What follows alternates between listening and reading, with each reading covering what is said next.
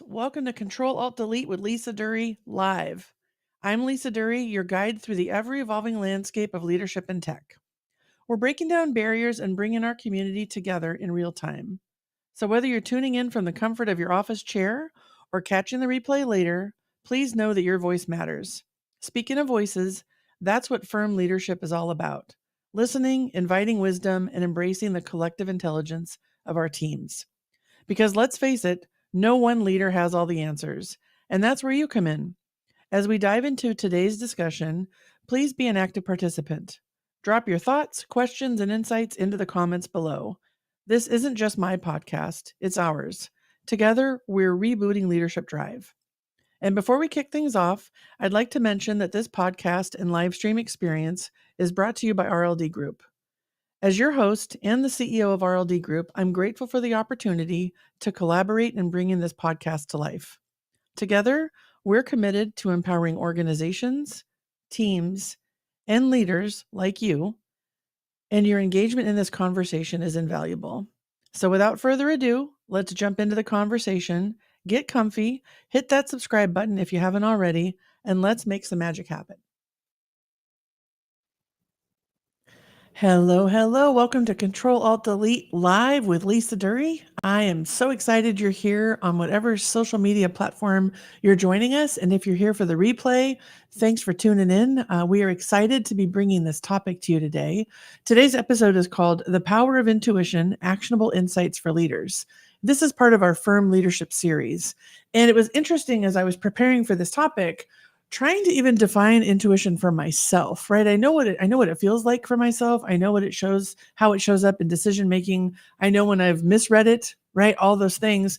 And I didn't want to have this conversation alone. So I brought in one of my trusted colleagues and, lifelong comrades, if you will, when it comes to even unpacking our own intuition. So I'm here today joined with my amazing co-host, colleague, guest, and everything extraordinary, Gabes Coplan. And Gabes and I are going to talk about intuition together. So let's bring Gabes on. There you are, Gabes. Hey there. Welcome to the show. Hey. Hey. We're going to do it. Intuition today. Let's do it. Right? Let's follow our intuition. So Gabes and I have actually worked together inside tech for over 20 years. And now we work together consulting outside of tech, but supporting tech leaders and beyond. And I think we should share some personal stories. I think we might talk about when we thought what intuition was, when it wasn't, and also just land for our audience some practical, actionable insights so that we can tap into our intuition. Because here's the because, everybody. The rate of change is so great that it's nearly impossible for one leader to have all the answers. So I have a quote here I want to just bring up to frame this for us. It's the rate of technological change is now accelerating so fast, it has risen above the average rate at which most people can absorb all these changes. So as a leader, you're with all of this data and information coming at you, the change fatigue everyone's experiencing, if you're relying on yourself or data alone, you can be missing some critical things because your intuition is here to support you. So Gabes, what do you want to say about that as we jump in? Well, I've listened to a lot of podcasts and taking in information and talking to people. And lately, it's so funny that you started there because a lot of it has been around how much information we're getting and all the noise of information. And because we are getting so much information, there's a disconnect between, what's coming in and then how fast we process it. And that's where intuition, that natural ability to sense or know something beyond the rational thinking or the data or the analysis or your gut feeling a lot of people refer to. So it just totally makes sense, where you went. Well, I'm going to go there because especially you and I love Clifton Strengths so much and we use that inside our engagements. And I think about folks that are analytical, right? There's a lot of analytical strengths inside tech. And that means I like data and I want to reason it all out and think it all through. And here we are, talking to leaders in tech about something that is it's your body's analytical system, but not necessarily your brain, right? And so I just really appreciate that we can have this conversation because if you think about burnout prevention and you think about good decision making, I'll say good in air quotes, solid decision making, if we don't tap into our intuition, I think that with this rapid evolution, we're going to be making some really poor decisions and scrambling in ways we haven't even seen before.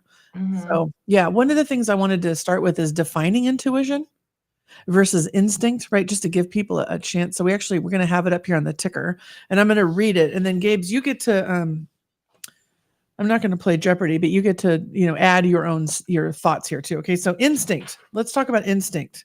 As leaders, we obviously use our instincts a lot, a natural or inherent aptitude, impulse, or capacity, right? So instinct is you have this like internal pull and you just, okay, we need to reorg, or that product's no good, or this customer, I don't feel like they're going to like seal the deal, right? Or maybe we really need to fix this bug, just as some examples. So when you think about instinct, what is some examples that come to mind for you? Just a presence here, and then we'll get into intuition. Well, instinct comes to us naturally through our biology as well. So it's part of our survival mechanism, and Mhm. so you have instinct, and so just to, you're walking down the street and it's a dark alley. Do you go down that alley, or do you keep yourself safe, right? And keep walking down where there's lights. So that's instinct right there. It's naturally in us. It's a biological necessity to keep us safe as well. So Mhm. that's my little. Yeah, I appreciate that because I was thinking too about the always on, never good enough. I don't want to get laid off. What if they reorg and I lose my job? All the things that go on, that like survival aspect of instinct and all of the neuroscience that comes with just the stress and the pressure of it. Mhm. Sometimes, I just think that sometimes naming this will help us just walk this path together, right? So, a couple of other things about instinct is it's automatic, it is nervous system and it's genetic code, it's predictable and fixed, and it's not necessarily influenced by emotions or beliefs, and it operates without conscious control or choice. And if you think about it, it's all about survival and it's the physical foundation, and it's useful for automatic behaviors, reflexes, and survival situations. And I think when people are in burnout, they think they're using their intuition, but it's really an instinct that's uh, sprinkled with stress and fear and what's next. So let's just get this done or do whatever. And I have a story about that I'll talk about in a minute. Mhm. Shift to intuition just to drop into that because working with you for the 20 plus years we've worked together, you are such a model of intuition in how you lead and how you make decisions and how you coach. So I'll read intuition and then I want the Gabe's perspective because you always keep it real with tangible things. So, intuition, the power or faculty of attaining to direct knowledge or cognition without evident rational thought or inference. How's that for some big words? Right? But this is, it's voluntary, it's subtle, there's subconsciousness involved. It is flexible and adaptable, which is why this is part of our firm model RLD group. But Gabes, how would you describe intuition for the folks listening in today? Well, I said it earlier about that gut feeling, and I'm going to pull in one of the things that when I'm working with clients, I am a sensation based motivational coach. That's one of the practices of coaching I do. And this is where their intuition taps in. And it's typically when a client is talking about a situation and you can see there's some resistance around it. I will ask them, where do you feel it in your body and what does it feel like?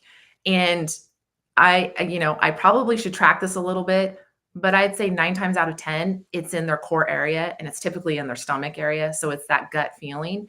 And the thing that I find fascinating about intuition is that it's going beyond that rational. I said it earlier, that rational reasoning. It doesn't mean that you can't use data, as a point, because we're constantly looking for evidence as humans. That's Mhm. that's part of what we do, pattern recognition. And so what intuition is that you may see a pattern and then tapping into that gut feeling, that inner knowing of what either decision to make or an action to take. So that's how I describe intuition to clients. Yeah, it's so interesting when you talk about the sensation-based motivation coaching you do, because one of the things when I was early in my career, I took the Myers-Briggs, right? And my intuition was pretty high on there. I was like, "Oh, look at that. I'm like a clairvoyant. I can read into things," right? early in my career. Where's your And then magic I 8 ball? Your magic Right. 8 ball. Yeah, and then I was like, "Oh, wait, that just means, like, I really do tune in and I observe things." I'm Mhm, also someone who's willing to take a risk because I believe in myself that I'll figure it out, and mhm. so, like, tapping into my intuition or a gut instinct, is a more natural experience for me. That doesn't mean people who work for me love it, and it doesn't mean I can explain it to people, but it is an experience. Well, you've worked with me for all these years. Sometimes it's just the right thing to do, Gabes. I can just feel it, right? So I'm curious if there's any phrases your clients use or that you've seen that might help people see that they already are using their intuition, but they're not calling it that. It's you know what? A lot of times clients will say, I just know."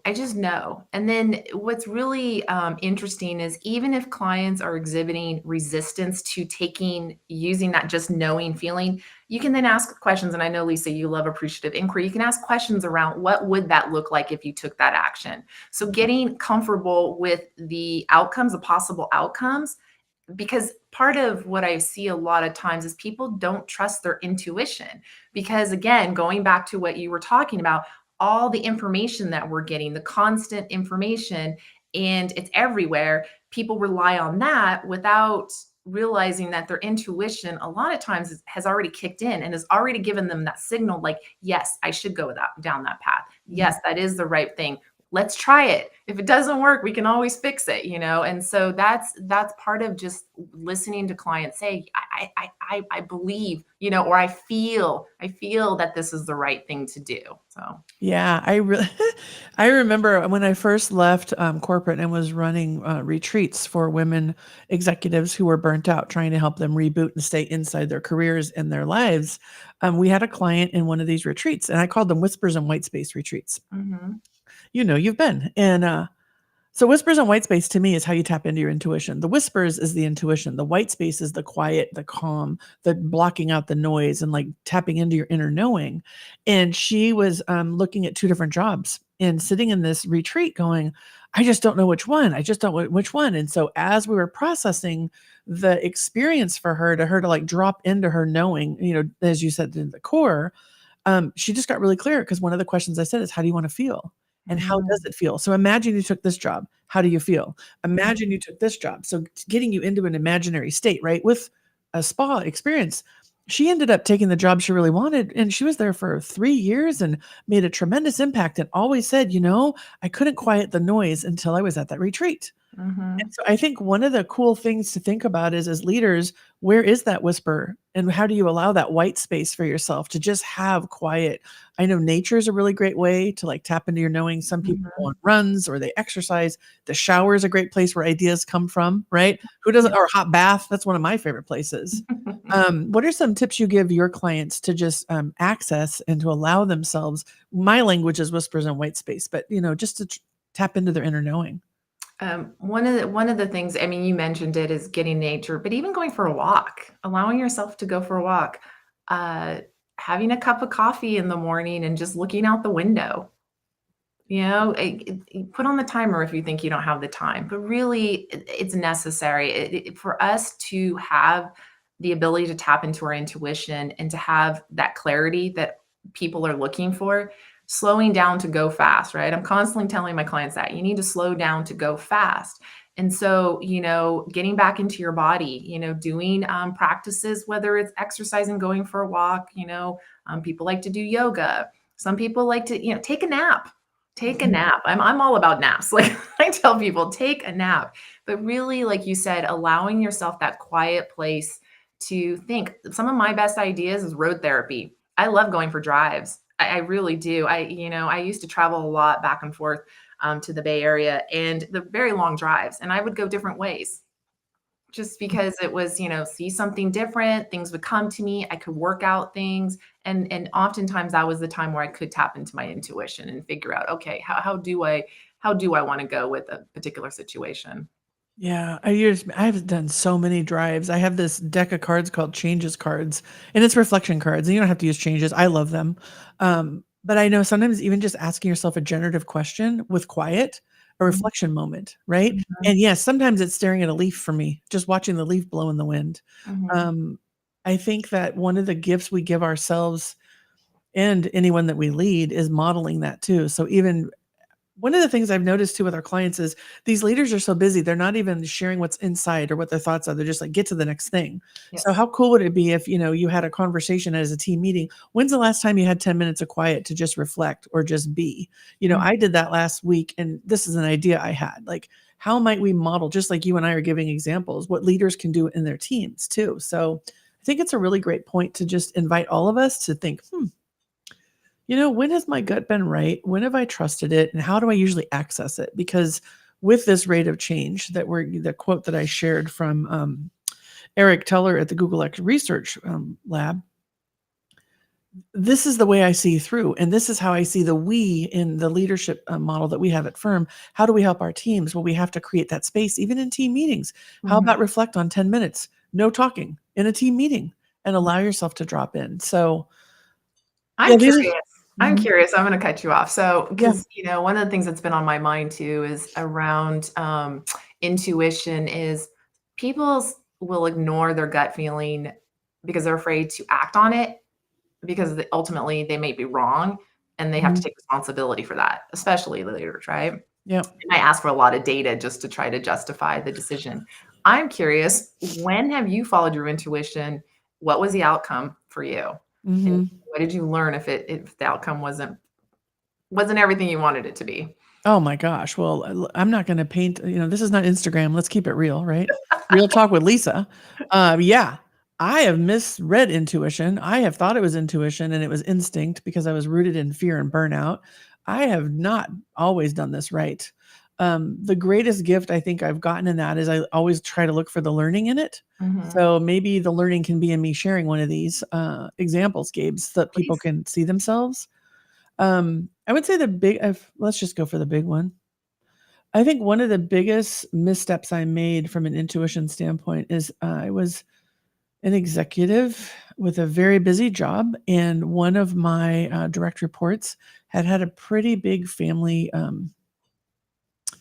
crisis, is the best word I could use. It was an ongoing thing because there was a lot of grief involved.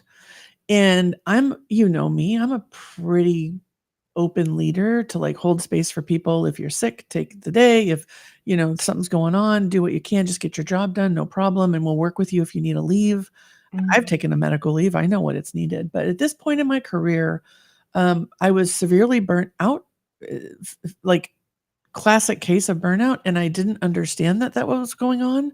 I just kept pushing harder and harder and harder. So when this employee needed more of me than I had to give at that time, what I thought was intuition, which is let's just, part ways, I think was really an instinct for survival because I didn't feel like I could do any more and I felt overwhelmed and I felt like I was failing that person. But I disguised it or interpreted it as intuition, like, oh, I know what to do. I'll just go reorg, right? Mhm. And we'll change this up and we'll replace this person. And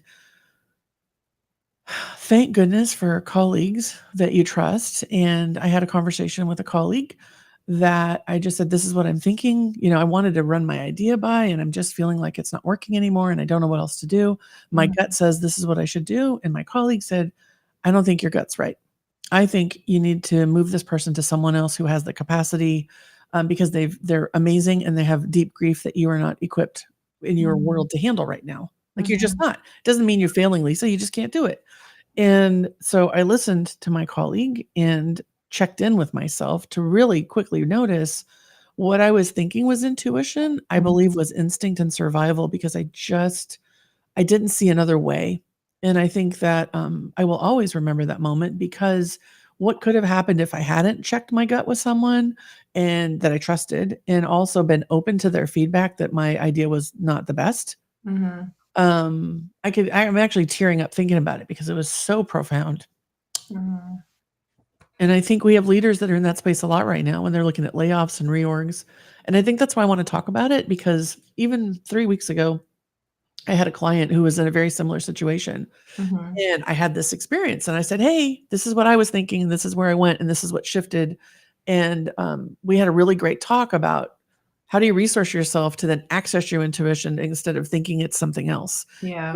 And same conversation happened, same result happened. And I got the text that was like, "Thank you so much for helping me see this because I couldn't see it." Mhm. Mhm. So I think that the thing that for me, as I'm talking about it, is that nobody's perfect. And when you're running as fast as you are in the back-to-back meetings with all the high pressure, finding a safe sounding board to gut check your intuition or your instinct, right? Mhm. I think is the greatest gift you can give to yourself and your team. So I know you're very familiar with the story, and don't want to like give too much because I want to protect the people in the story. Mhm. Yeah. But having had seen that, maybe you have some observations too, Gabes. I don't know that you want to just presence. Well, I just want to recognize and appreciate your vulnerability around that because as a leader, the perfectionism, walking around that we got all the answers, Mhm. and that sometimes sometimes, oftentimes we're making the wrong decisions because by the way, we think that it's kind of like us driving. We all think we're good drivers. Really, and as leaders, we all think we're good leaders, Yeah. right? And then stuff like life happens, and so yes, I am familiar with the story, and in the absence of information, right, or the evidence gathering that you're doing, when you're as a leader, if you're not in a good place, and it's really hard for leaders to admit they're not in good places, right? Because I got to get it done. I have people relying on me. I have business. I have shareholders. I have whatever it is that is, driving your environment. In the absence of evidence, because we're constantly evidence gathering, it's it's really like sharing that story. Yeah, it makes sense. You were in a place of not having clarity and focus, and you recognize it was your instinct, not your intuition, right? Mhm. And in the end, the person, wonderful, wonderful employee and just like and part of the team and moved through the situation and ended up being bright-eyed and bushy-tailed and doing really great things for the business. So there was, but yet you learned from it. And I know witnessing it, I learned a lot too as a leader, of when I need to question my own intuition, that gut feeling, and then checking in with someone. Because I think it's really important for people to have work friends, Yeah. and people that they trust, that they can be honest with and have those honest dialogues with, and have someone to brainstorm with and have an understanding of what's going on and to give that person the gift of, no, I think you're wrong.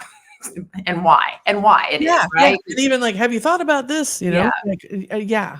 Thank you for that, and I Mhm. also think one of the things that, in that process that I learned, and this is why I love what we do, is, recognizing burnout sooner, Mhm. right? And understanding that if you are this stressed and that maxed and there's no joy and everything feels big and you're feeling cynical all the time and no one else can do it as good as you can, you're probably not accessing your intuition. Like, "Psst, Yeah. that's not how you access your You're intuition." yeah, you're here. Oh, hello, right? How about you, Gabes? Is there a story you want to share that might inspire our audience here today and just figuring out what is intuition and how to access it, whether it's a success story or a learning story, either one? Well, one of the things I really do wanna talk about is that we as humans, we have layers, and yet we're whole. And so to tap into your intuition, I will tell a quick story, but to tap into your intuition, it's accepting the wholeness of who you are and that you might get it wrong. And that's okay because you can learn from it. Mhm. You can grow from it. And through fear and resistance, there is growth if you have the courage to go through it, go through the storm, right? In my case, I distinctly remember when because there have been lots of times in my career where there was that gut feeling and I did not listen to it. And Mhm. then after the fact, I'm like, "What the really? Like, Yeah. damn, I should have Mhm. listened."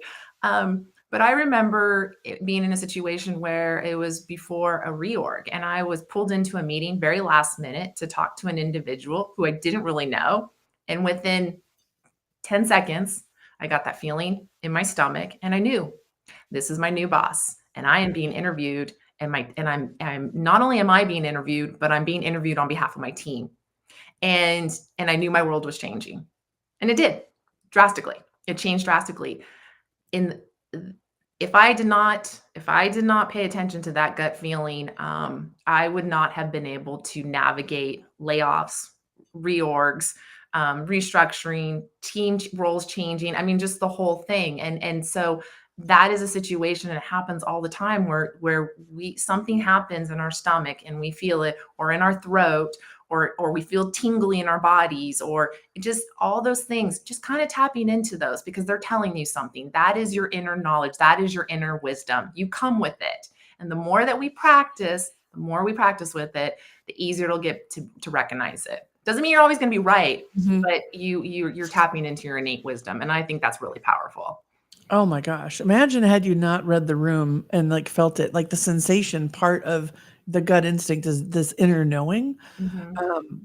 That's a great example, Gabes. And one of the things, as you're speaking, what came to my mind was, my example is when I thought it was intuition, but I was depleted, right? Your example is I didn't know what was coming, but I paid attention to my gut. And I think both of those are an example too of if you are what they call above the line or below the line in conscious leadership, right? Mm-hmm. Below the line is stressed, closed, all the stuff I described in burnout, right? And above the line is open, curious, flexible, right? Which is part of the firm leadership model. And your example is such a good example of what we call above the line, because you were able to go, oh, I thought this was this, but it's that. And here, okay, here I am. Here we go. Right.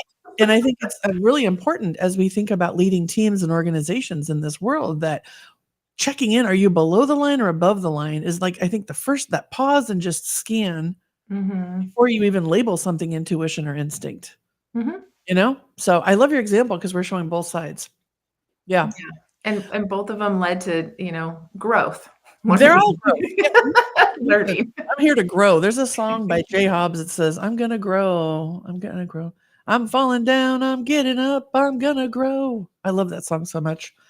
I have to go. I don't think I've ever heard it. Oh, it's new. Yeah. I'm going to grow. Oh, he's better than me at this. But yes, it's one of it reminds me that I am going to stand back up, figure it out, right? And learn every time. Just like my example, right? Dust yourself off and get back up. Yep.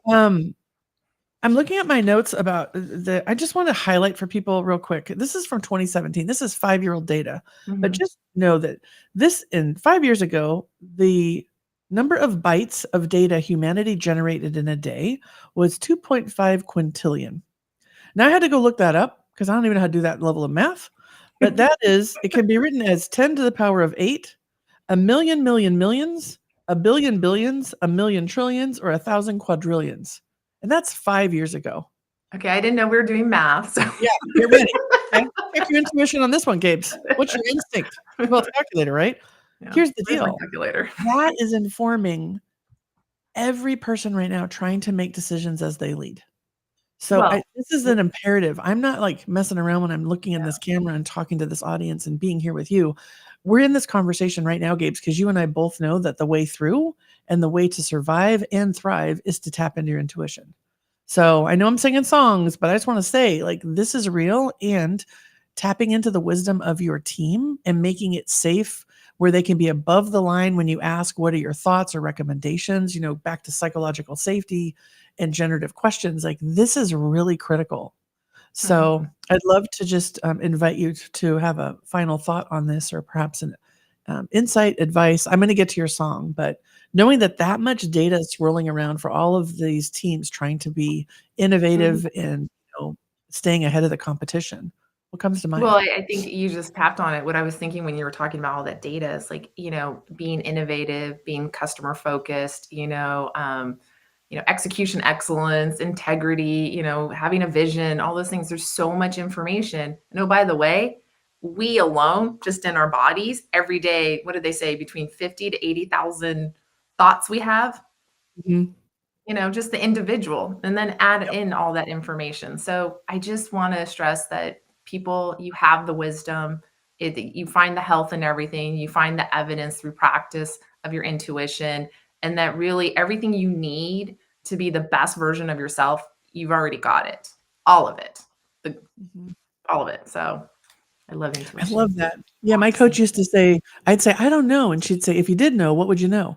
Right? I'm like, what? Yeah. She's like, you always know. It's inside, but you have to tap into it, right? And it was so frustrating to hear that. And yet I still hear her in my head, Denise Briette, who is no longer with us, but with us, saying to me, you got to access it. right? And I Mhm. think that's the beauty of the wisdom inside the system and inside the organization is Mhm. creating the space and asking the questions as the leader. Don't tell, ask. What do you think? What issues do you see? How might we? Like these types of questions really can help people tap in. Thank you, And ask Gabes. of yourself too. Ask of yourself too, right? Not Oh, just for sure. Go there first. Yep. Yeah. Okay, song. We love to put a song into this stuff. What's when you think of intuition and someone's out there going, okay, I want to drop in more or figure this out. What's a song that could help them on their journey? So this is a really it is so funny. I was thinking about John Lennon. He has a song called Intuition. Get So go out. look it yeah, go look it up. He wrote it in like the early 70s, but the main frame is intuition takes me everywhere.